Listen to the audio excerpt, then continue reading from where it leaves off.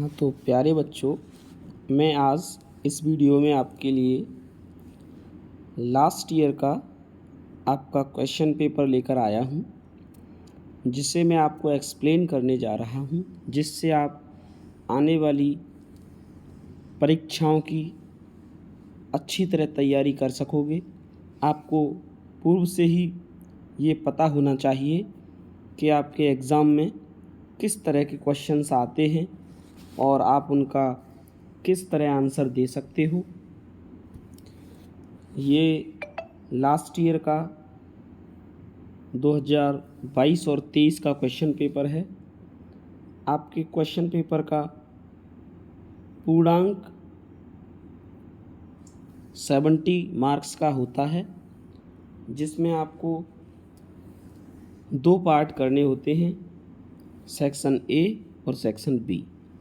Section A में 20 marks के multiple type questions होते हैं और सेक्शन बी में रिटन टाइप के क्वेश्चंस होते हैं जो 50 मार्क्स के होते हैं।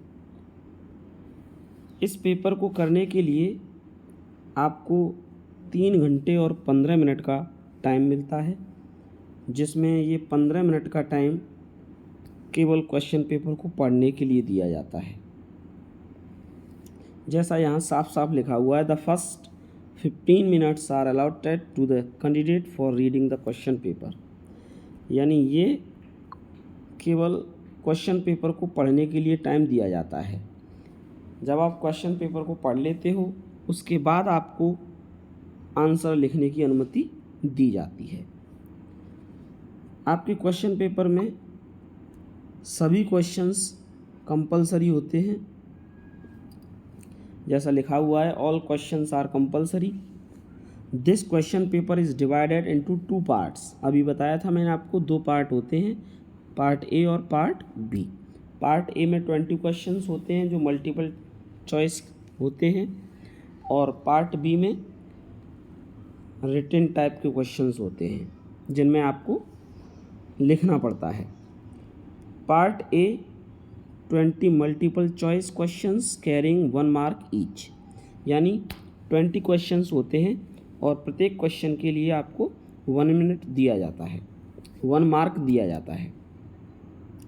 Read the question wise instructions and mark your answer on the given OMR seat. OMR seat मिलती है आपको, उसी OMR सीट पर करेक्ट आंसर को आप देते हो। डू नॉट इरेज, कट और use whitener on the OMR seat. ये बहुत ही इम्पोर्टेंट बात है याद रखने के लिए। आपको जब OMR सीट में आप आंसर लिख देते हो, उसके बाद ना तो आपको वो आंसर इरेज करना होता है, ना वो कट करना होता है, ना आप उस पर वाइटनर लगा सकते हो। अगर ऐसा आप करते हो तो आपका क्वेश्चन वो ये मान लो पहले से ही गलत मान लिया जाता है, उसको कंप्यूटर करेक्ट चेक ही नहीं करेगा।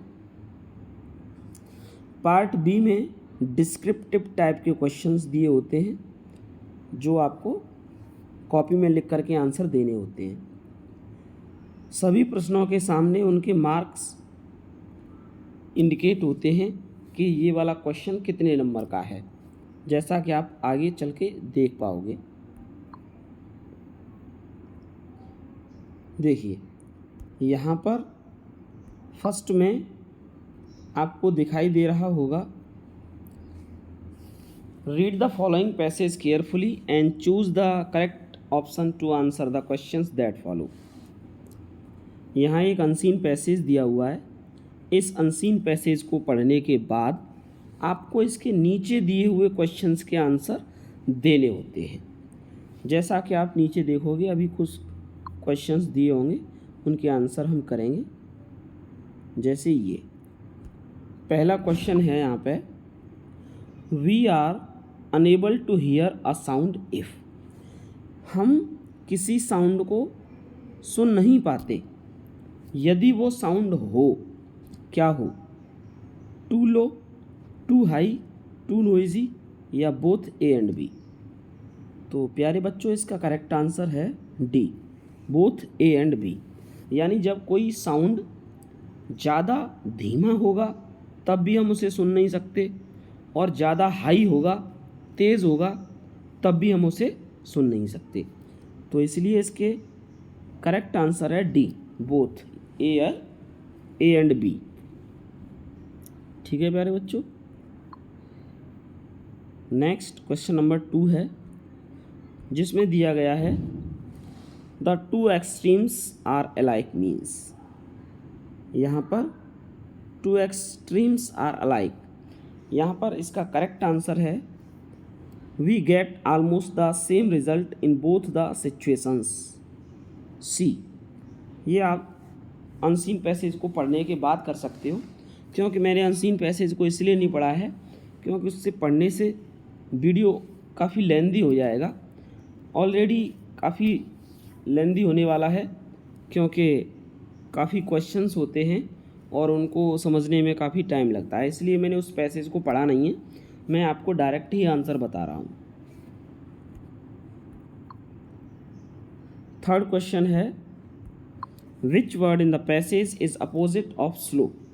तो प्यारे बच्चों, स्लो वर्ड का अपोजिट मीनिंग होता है रैपिड। स्लो मीन्स धीमा और रैपिड मीन्स तेज। ठीक है प्यारे बच्चों। नेक्स्ट यहाँ पर क्वेश्चन नंबर 4 से लेकर 8 तक कुछ ग्रामर से रिलेटेड क्वेश्चंस हैं। जैसे फर्स्ट है आई विल गो देयर भी हो जाएगा, आई वेंट देयर भी हो जाएगा, आई हैड गॉन देयर भी हो जाएगा। इसलिए यहाँ पर करेक्ट आंसर होगा D, all, A, B and C are correct.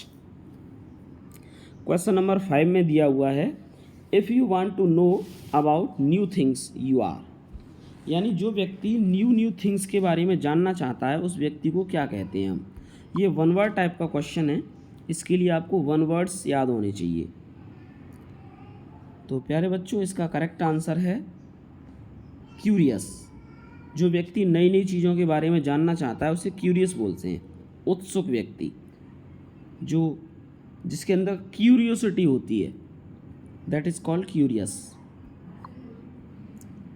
Rearrange the following words word cluster to make a meaningful sentence.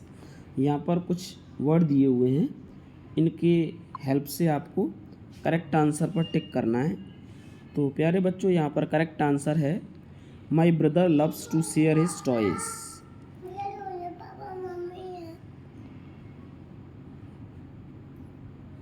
My brother loves to share his toys.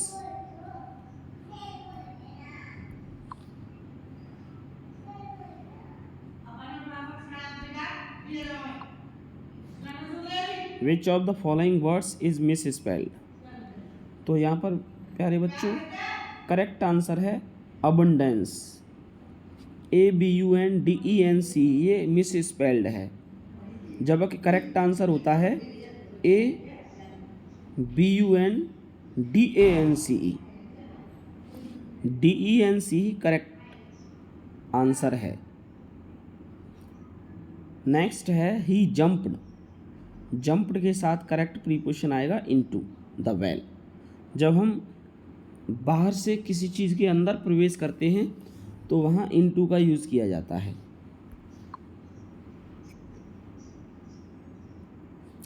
यहाँ एक passage है, इस पैसेज को पढ़ने के बाद नीचे दिए हुए क्वेश्चंस के आंसर देने हैं आपको। तो ये पैसेज आप पढ़ लेना, ऑलरेडी मैंने तो पढ़ा हुआ है, मैं आपको करेक्ट आंसर बताता हूँ। यहाँ पर करेक्ट आंसर है in Anne's poem the duckling and father swan symbolize. तो ये डकलिंग वर्ड एने के लिए है और फादर स्वान मिस्टर कीजिंग के लिए है।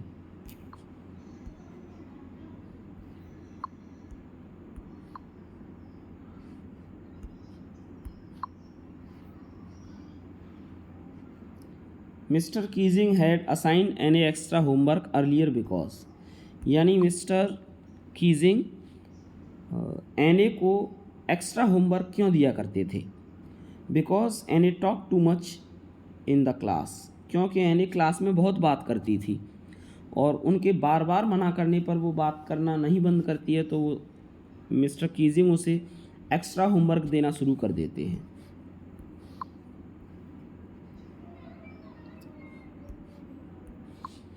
यहाँ क्वेश्चन नंबर 11 से लेकर 13 तक आपके प्रोज से रिलेटेड क्वेश्चंस हैं। मंडेला ने जेल में कितने साल बिताए थे? तो प्यारे बच्चों, इसका करेक्ट आंसर है 27 ईयर्स। नेल्सन मंडेला जेल में 27 साल तक रहे थे। Mahseer is a large fresh water fish, ये आपका एक चैप्टर है, 5th चैप्टर है, जिसका नाम है ग्लिम्पसेस ऑफ इंडिया, जिसमें एक पार्ट है, जिसके 3 पार्ट हैं। एक पार्ट का नाम है बेकर फ्रॉम गोवा, दूसरे पार्ट का नाम है कूर्ग, और तीसरे पार्ट का नाम है टी फ्रॉम आसाम। तो ये a large fresh water fish, ये कूर्ग यानी सेकंड पॉइंट से, सेकंड जो पार्ट है इस चैप्टर का, उससे लिया गया है। Mahseer is a large fresh water fish. ठीक है प्यारे बच्चों।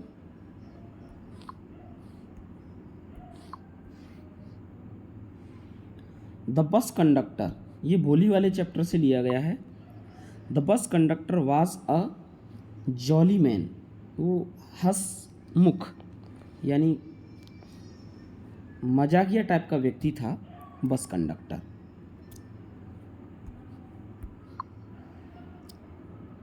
फोर्टीन से लेकर 15 तक ये एक पोएम दी हुई है, और इस पोएम से रिलेटेड क्वेश्चंस हैं। अमेंडा वाली पोएम है, आपने पढ़ी होगी, नहीं पढ़ी है तो आप पढ़ लें, क्योंकि अभी एग्ज़ाम आपके दूर हैं। जब तक आप पूरा सिलेबस कंप्लीट कर लें, उसके बाद अच्छी तरह आप पेपर को कर पाओगे। फर्स्ट क्वेश्चन है, who is the speaker in the above lines, इन लाइनों में जो स्पीकर है, यानी इन लाइनों को किसके द्वारा बोला जा रहा है? तो इसका करेक्ट आंसर है हर पेरेंट्स। अमेंडा के पेरेंट्स उससे ये बातें कह रहे हैं। The speaker is speaking like this because, speaker इस तरह की बातें क्यों कर रहा है? तो यहाँ करेक्ट आंसर है instructions can make Amanda behave better, हो सकता है कि उसे इंस्ट्रक्शन देने से अमेंडा अच्छा व्यवहार करने लगे। क्वेश्चन नंबर 16 से 20 तक, it was a temptation to keep Tricki on a permanent guest because, ये आपका सप्लीमेंट्री से यानी फुटप्रिंट्स विदाउट फीट नाम की बुक है, उसमें से लिया गया। फर्स्ट चैप्टर है ट्रिम्फ ऑफ सर्जरी से। It was a temptation to keep Tricki on a permanent guest because, तो इसका करेक्ट आंसर है मिसेस पम्फ्रे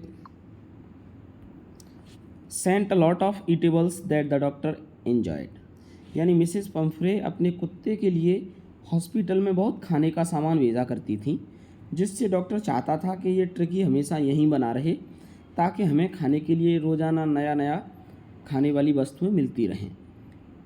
इन चीज़ों ने ही डॉक्टर को प्रेरित किया कि वो किसी तरह कुत्ते को अपने हॉस्पिटल में बनाए रखे। नेक्स्ट है अनिल टॉड हरी सिंह, ये सेकंड चैप्टर है थीव्स स्टोरी, उससे लिया गया है। सप्लीमेंट्री का सेकंड चैप्टर है थीव्स स्टोरी। तो ये कह रहा है अनिल टॉट हरी सिंह टू, अनिल ने हरी सिंह को क्या क्या सिखाया था? तो इसका करेक्ट आंसर है अनिल ने हरी सिंह को कुकिंग, राइटिंग और ऐड नंबर सिखाया था, नंबरिंग ऐड करना। The book gifted to Ebright was his mother was, by his mother was, यानी इब्राइट को, ये साइंटिस्ट वाला चैप्टर है सप्लीमेंट्री में, उससे लिया गया है। मेकिंग ऑफ अ साइंटिस्ट, ये 6 चैप्टर है, उससे लिया गया है। तो इसमें कहा गया है कि इब्राइट को उसकी माँ ने एक बुक दी थी, वो बुक किस चीज़ पर आधारित थी? तो प्यारे बच्चों, इसका करेक्ट आंसर है the travels of monarch, the travels of monarch से रिलेटेड बुक थी वो।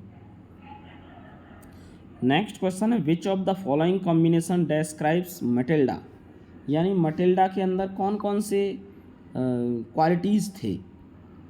तो प्यारे बच्चों, इसका करेक्ट आंसर है ambitious, middle class and, sorry ये नहीं है, ये है fashionable, ambitious and middle class. यानी वो फैशनेबल थी, महत्वाकांक्षी थी और मिडिल क्लास की थी। जिनमें रिच आया हुआ है वो तो सभी गलत हैं, क्योंकि वो रिच तो थी नहीं, ठीक है। सेटिस्फाइड भी नहीं थी वो अपने जीवन से, तो इसलिए इसका करेक्ट आंसर है B, fashionable, ambitious, middle class, ये उसके अंदर गुण थे।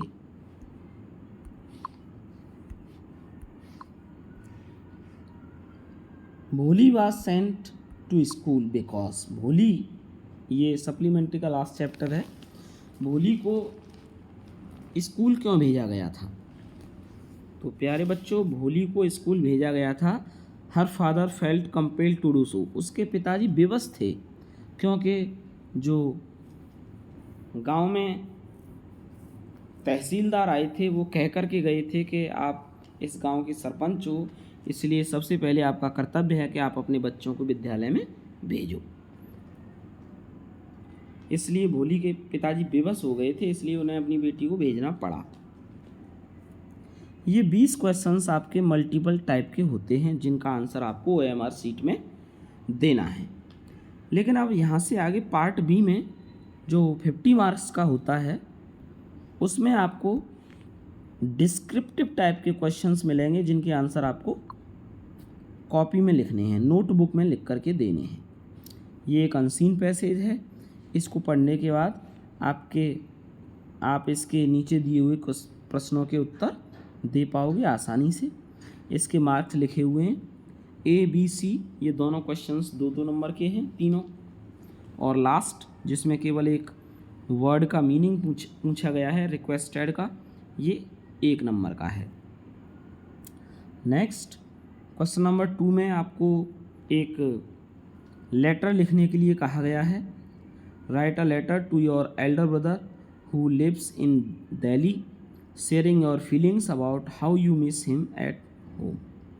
या फिर आप चाहो तो एप्लीकेशन लिख सकते हो, जिसमें application to the principal of your school to complain that the water tank in the school are not being clean regularly. यानी कि आपके विद्यालय में जो वाटर टैंक हैं जिससे स्टूडेंट्स पानी पीते हैं, वो कई सालों से साफ़ नहीं हुए हैं, इसलिए उनमें गंदा पानी भरा हुआ है, तो आपको प्रिंसिपल से इसकी कंप्लेन करनी है। क्वेश्चन नंबर 3 में आपको एक रिपोर्ट लिखनी है क्राफ्ट एग्जीबिशन टॉपिक पर, जिसके हिंट्स नीचे दिए हुए हैं, ये हेडिंग हैं, और आपको जो रिपोर्ट तैयार करनी है वो इन्हीं हेडिंग्स पर तैयार करनी है। या फिर आप चाहो तो ये रिपोर्ट तैयार मत कीजिए, आप सेकंड वाला क्वेश्चन कर सकते हो, जिसमें आपको एक आर्टिकल लिखना होता है 80 और 100 वर्ड्स के मिडिल में, बीच में, और यहाँ पर जो ऐसे लिखना है जिसमें आपको एडवांटेज और डिसएडवांटेज बताने हैं इंटरनेट के, कि जीवन में इंटरनेट के क्या एडवांटेज हैं और क्या डिसएडवांटेज हैं। यहाँ पर आपको हिंट भी दी हुई हैं, यहाँ ये मान के चलिए ये हेडिंग है, और यहाँ से आप हिंट लेकर के इंटरनेट से रिलेटेड एक आर्टिकल लिख सकते हो, जिसकी लेंथ अप्रॉक्स 80 to 100 वर्ड्स होनी चाहिए। यहाँ ग्रामर से रिलेटेड क्वेश्चंस हैं, जिसमें एक डायरेक्ट इनडायरेक्ट दिया हुआ है। Kiran said to her mother please allow me to play, correct answer होगा इसका Kiran requested her mother to allow her to play. ठीक है प्यारे बच्चों। नेक्स्ट है I know you very well, ये पैसिव बनाना है आपको, जिसका करेक्ट आंसर होगा you are known to me very well, you are known to me very well, ये इसका करेक्ट आंसर होगा। नेक्स्ट पंक्चुएशन करना है, और पंक्चुएशन में आपको सबसे पहले ये टी कैपिटल बनाना है, उसके बाद में आपको मी के बाद यहाँ पर कॉमा और इन्वर्टेड कॉमा लगाना है। डी ओ डू में ये डी कैपिटल बनाना है, इसके बाद लास्ट में फुल स्टॉप लगा करके इन्वर्टेड कॉमा क्लोज करना है। ठीक है प्यारे बच्चों। नेक्स्ट एक स्टोरी दी है जिसको हिंदी से इंग्लिश में ट्रांसलेट करना है। ये स्टोरी है, कल सुबह मैं पुस्तकालय जाना चाहता था। Last morning I wanted to go to library. क्या बोलेंगे? Last morning I wanted to go to library. उसी समय मेरा एक मित्र मुझसे मिलने आ गया। In the meantime one of my friend came to meet me. In the meantime one of my friend came to meet me. हम शाम तक साथ रहे। We live together till evening. We lived together till evening. मित्र से मिलकर मैं खुश था। I was very happy to meet my friend. किंतु पुस्तकालय न जा पाने के कारण दुखी हुआ। But for not going to library I became very sad. ठीक है प्यारे बच्चों,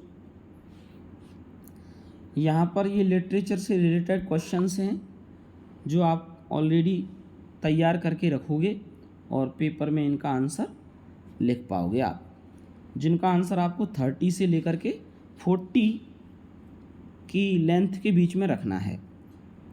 तो आप आंसर लिखते समय इस लेंथ का विशेष ध्यान रखें, क्योंकि इसी के अकॉर्डिंग आपको मार्क्स दिए जाते हैं। अगर आप वर्ड लिमिट पूरी नहीं करोगे तो आपको मार्क्स कम मिलेंगे। ये सभी क्वेश्चंस हैं। यहाँ पर वर्ड लिमिट दी हुई है। ये लॉन्ग क्वेश्चन है जिसकी वर्ड लिमिट 60 वर्ड्स है। तो आप जब आंसर लिखें तो ध्यान रखें कि लॉन्ग आंसर लिखते समय कम से कम 60 वर्ड का तो हो ही जाना चाहिए। ठीक है प्यारे बच्चों, ये सभी क्वेश्चंस हैं। यहाँ पर लास्ट ईयर तक क्या हुआ करता था कि 4 लाइन की पोएम लिखनी होती थी या सेंट्रल आइडिया लिखना होता था, लेकिन अब दोनों ही तरह के क्वेश्चंस आते हैं। आपको 4 लाइन की पोएम भी लिखनी है प्लस एक 3 पोएम दी हुई हैं, इनमें से किसी एक पोएम का सेंट्रल आइडिया भी आपको लिखना है।